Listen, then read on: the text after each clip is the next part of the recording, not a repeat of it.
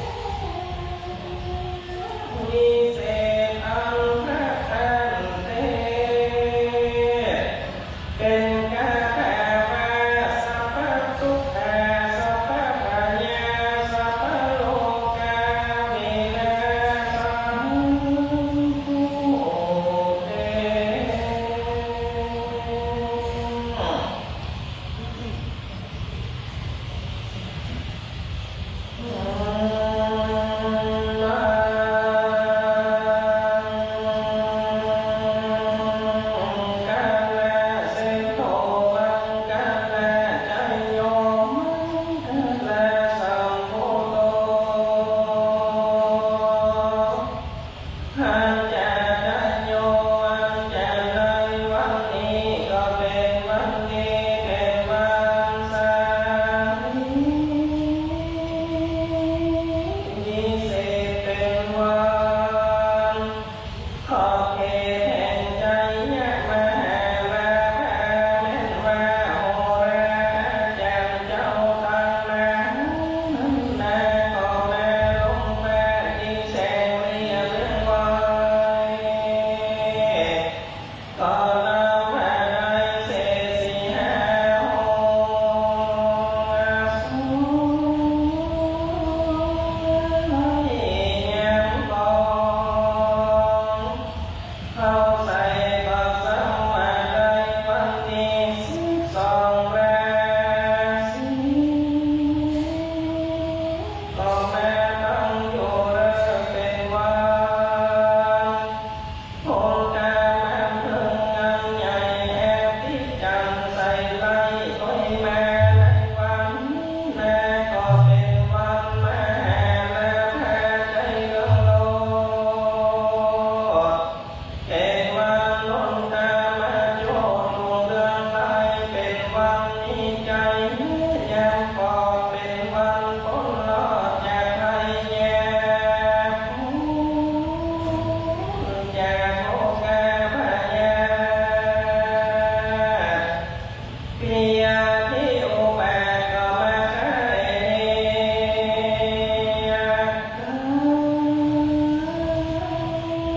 วันเป็นก็แม่พบสายวันตายก็แม่พบปอดวันนี้เป็นยอดแห่งวันแห่งยาวันเป็นวันดีกว่าวันแต่ยามทั้งหลายเหตุมาเป็นวันเรียกเข้าและเอาควันในงานอุปสัมปทาแท้ขอ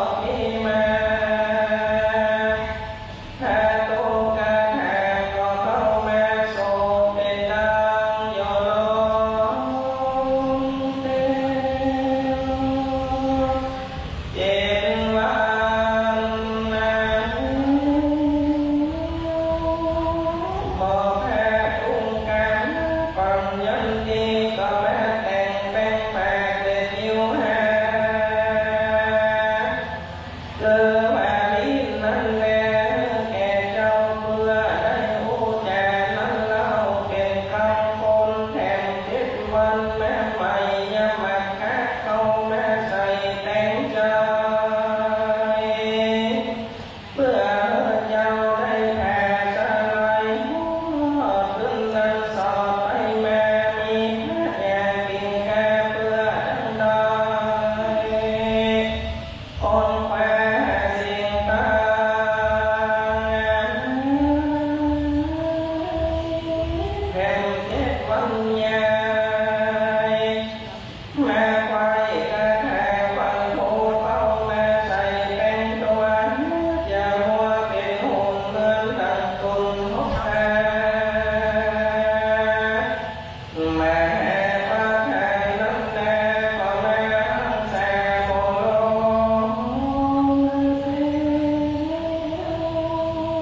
ก็อีกองเลวเครื่องใหญ่เท่าแม่